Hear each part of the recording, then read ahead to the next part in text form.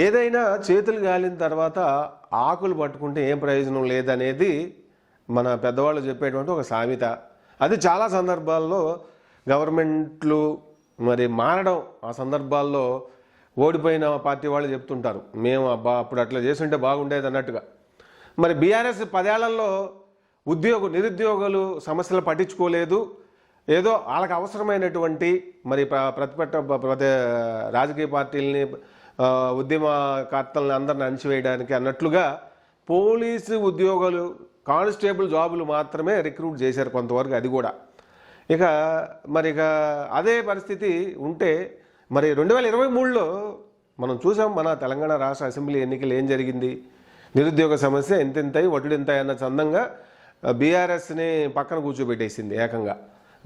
బరెలక్క లాంటి వాళ్ళు మరి అక్కడ కొల్లాపూర్ నుంచి మరి ఆమెని ఏదో ఒక చిన్న ఇది చేసుకున్నందుకు ఇన్స్టా రీల్లో బర్రెలు కొనుక్కున్నా నేను, మా అమ్మ కొనిపెట్టింది, రోజుకు 300 రూపాయలు వస్తాయి నాకు పాలు అమ్ముకుంటే కాసుకుంటే అని చెప్తే, ఆమె చెప్పిన అమాయకత్వంగా చెప్తే అదేదో నిరుద్యోగ సమస్య పోర్ట్రే అయిందని తెలంగాణలో మరి ప్రభుత్వం ఆమె మీద సీరియస్గా తీసుకుని కేసు పెట్టి ఇంత చేసి చివరికి ప్రభుత్వాన్ని పడగొట్టే స్థితికి తెచ్చుకున్నారు బీఆర్ఎస్ వాళ్ళు చెప్పాలంటే నిజంగా.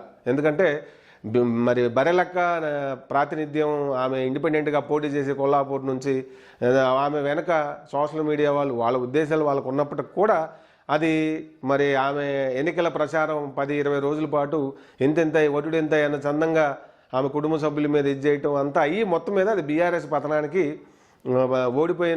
పార్టీ ఓడిపోవడానికి ప్రధాన కారణాల్లో ఒక ముఖ్యమైన కారణంగా నిరుద్యోగ సమస్య ఉందంటే అతిశయోక్తి కాదు. మరి రేవంత్ రెడ్డి గారు ముఖ్యమంత్రి అయితే కాంగ్రెస్ అధికారంలోకి వస్తే అన్నీ రిక్రూట్ చేస్తాం, జాబ్ క్యాలెండర్ అని కూడా చెప్పారు. అంతా బాగానే ఉంది. ఇప్పుడు డిఎస్సి మరి ఇచ్చారు, మెగా నోటిఫికేషన్ అది ఇచ్చారు మెగా డిఎస్సికి, అది బాగానే ఉంది.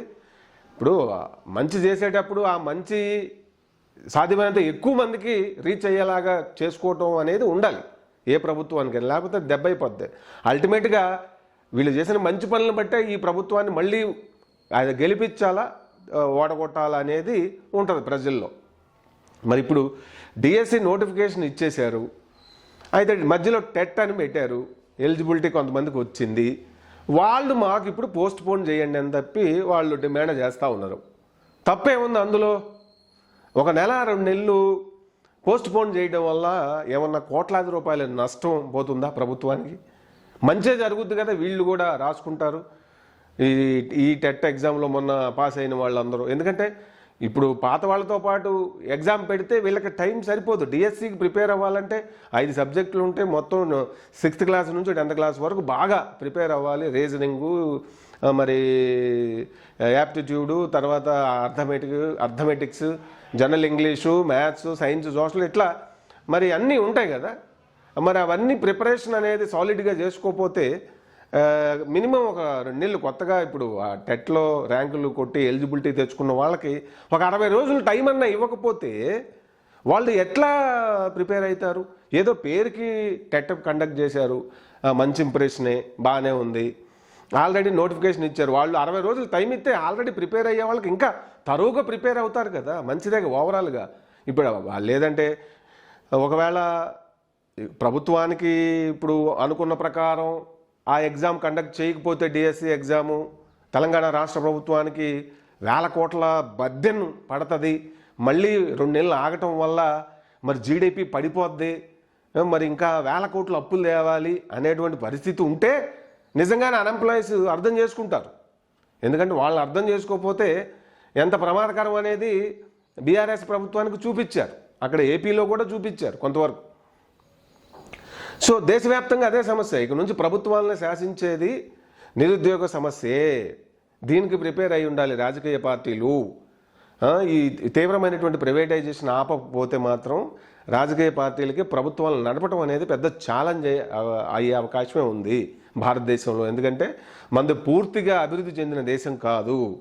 ఇక్కడ ప్రభుత్వము ప్రైవేటు రెండు కొంత పాత్ర ప్రభుత్వాన్ని ఎక్కువగా ఉంది. మిశ్రమ ఆర్థిక వ్యవస్థలో మాత్రమే ఉంటేనే ఇక్కడ ఇదవుతుంది తప్ప అదర్వైజ్ అంత ప్రైవేటైజేషన్ అని చెప్పి ఇది చేసి ప్రభుత్వ ఉద్యోగాలు లేకుండా చేస్తే సామాజిక అశాంతి ఇక్కడ రగిలే అవకాశం ఉంది. పుష్కలంగా. ఇక్కడ ఉన్నటువంటి తారతమ్యాలు, ఇక్కడ ఉన్న అసమానతలు, ఇక్కడ ఉన్నటువంటి వెనకబాటుతనం, నిరక్షరాస్యత, అనేక రకాల కారణాలు దానికి కారణం కావచ్చు. 75 ఏళ్ళు గడుస్తున్నా ఇంతవరకు పేదరికాన్ని నిర్మూలించడంలో ప్రభుత్వాల వైఫల్యము కావచ్చు. అనేక కారణాలు ఉన్నాయి, కరుడు చావుకు 1000 కారణాలు అన్నట్టుగా. సరే, ఏది ఏమైనప్పటికి కూడా ఇప్పుడు ఇంత మొండి పట్టుదల అవసరమా రేవంత్ రెడ్డి గారు ముఖ్యమంత్రి గారు? కాబట్టి మీకు మంచే జరుగుతుంది కాబట్టి వాళ్ళని ఇప్పుడు రోడ్లు ఎక్కటం ఎందుకు, ఉస్మానియా యూనివర్సిటీ పోలీసులను పెట్టుడు ఎందుకు, నిరుద్యోగులు ధర్నాలు చేస్తున్నారు, పోస్ట్ పోన్ చేయమని చెప్పి వాళ్ళు చేస్తున్నారు, వాళ్ళని కంట్రోల్ చేయాలని చెప్పి పోలీసులు, అలాగే కోచింగ్ ఇన్స్టిట్యూట్ల దగ్గర పోలీసులను పెట్టడం ఎందుకు? ఇదంతా లేనిపోని తలనొప్పి క్రియేట్ చేసుకోవటమే కదా. ఆది నిష్ఠూరం కంటే అంత్య నిష్ఠూరం కంటే ఆది నిష్ఠూరం మంచిది అన్నట్టుగా, ఎందుకు అనవసరంగా ఇది ఒక చేసేది మంచి పని, దాన్ని ఇంకా మరింత మంచి వచ్చేలాగా ప్రభుత్వానికి అవకాశం ఉన్నప్పుడు 2 నెలలు పోస్ట్పోన్ చేయడం వల్ల ఇప్పుడు ఎలిజిబిలిటీ వచ్చిన విద్యార్థులు కూడా ప్రభుత్వాన్ని, రేవంత్ రెడ్డి గారిని కి మద్దతు తెలుపుతారు. అమ్మయ్య, మా మా మా మా మాట ఆలకించారు, మా అన్న మా మాట ఆలకించిండు. ఎందుకంటే రేవంత్ రెడ్డి గారిని ఒక ముఖ్యమంత్రిగానో ఏదో చీఫ్ వ్యక్తిగా తెలంగాణ సమాజం ఓన్ చేసుకోలేదు. ఆయన సొంత మా అన్న, మా తమ్ముడు, మా బాబాయ్ అట్లా గతంలో వైఎస్ రాజశేఖర రెడ్డి గారిని అట్లే ఓన్ చేసుకున్నారు. అట్లా అంటే ప్రజల్లో బాగా ఆదరణ సంపాదించుకున్న నాయకులందరినీ కూడా ఆ విధంగా మొదట్లో కేసీఆర్ గారిని కూడా అట్లా ఓన్ చేసుకోబట్టే కదా తెలంగాణ ఉద్యమంలో తెలంగాణ సమాజం అంతా ఆయన వెనక నిలబడింది. సో కాబట్టి మంచి ఎవరు చేసినా మంచే. సో ఇప్పుడు ప్రభుత్వానికి మంచి జరుగుతుంది. ఆల్రెడీ బీజేపీ ఒకవైపు బలంగా ఉంది. సో ఇప్పుడు బీఆర్ఎస్కి ఏ ఆయుధం లేదు. ఇప్పుడు ఒక పెద్ద ఆయుధం ఇచ్చినట్టుంది విమర్శకుల పరంగా చూసుకుంటే కూడా. కాబట్టి ఎట్లా చూసినా కూడా ఇది సహేతుకమైనటువంటి డిమాండ్. ఏది నిరుద్యోగులు ఒక 2 నెలల పాటు పోస్ట్పోన్ చేయండి, మేము ప్రిపేర్ అవుతాం అంటాం. తప్పే ఉంది. 2 నెలలు కాకపోతే 3 నెలలు, సరే 3 నెలలు అంటే మరీ ఎక్కువ అవుతుంది. ఆల్రెడీ ప్రిపేర్ అవ్వాలనుకున్న వాళ్ళు ఫ్రస్ట్రేట్ అవుతారు. అది కూడా ఇప్పుడు ఉన్న వాళ్ళు గమనించాలి. ఎలిజిబిలిటీ వచ్చిన వాళ్ళు 2 నెలలు ఓకే. సో మరి రేవంత్ రెడ్డి గారికి తెలియందేమి కాదు. ఆయన గెలుపులో కాంగ్రెస్ పార్టీ అధికారంలో రావడంలో తెలంగాణ నిరుద్యోగులు ఎంత కంకణం కట్టుకొని పోరాడారు అనేది తెలియనట్టుగా, పట్టించుకున్నట్టుగా ఉంటే ఖచ్చితంగా మరి ఇప్పుడు రేవంత్ రెడ్డి గారి ప్రభుత్వానికి ఈ సంఘటన అట్లా మొండిగా వెళ్ళిపోతే అది ఒక రకంగా ప్రత్యర్థి పార్టీలకి ఒక బ్రహ్మాస్త్రం ఇచ్చినట్లే. అనవసరంగా వ్యతిరేకతని మరి మెల్లగా అగ్గిపెట్టి పుల్ల వెలిగించి అధికారంలో అంటే వాళ్ళు కూర్చున్న కొమ్మని మెల్లగా వాళ్ళే నరుక్కుంటున్నట్టు అవుతుంది. కాబట్టి ముఖ్యమంత్రి గారికి తెలంగాణ నిరుద్యోగ సమాజం తరపున మన తెలుగు టీవీ మీకు విన్నవిస్తుంది. ఖచ్చితంగా ఒక 2 నెలలు పోస్ట్పోన్ చేయడం వల్ల పోయే నష్టం జరిగేది ఏం లేదు, మీకు జరిగేది మంచే. కాబట్టి పోస్ట్పోన్ చేయడమే ఉత్తమం అనేది మరి అది కోరుకుంటున్నారు అందరూ కూడా. అదే ఏమైంది 2 నెలలు పోస్ట్పోన్ చేయడం వల్ల ఏంటి నష్టం? ఏమి ఆర్థికంగా ప్రభుత్వం మీద అదనపు భారం పడదు కదా, బడ్డెనేం పడదు కదా.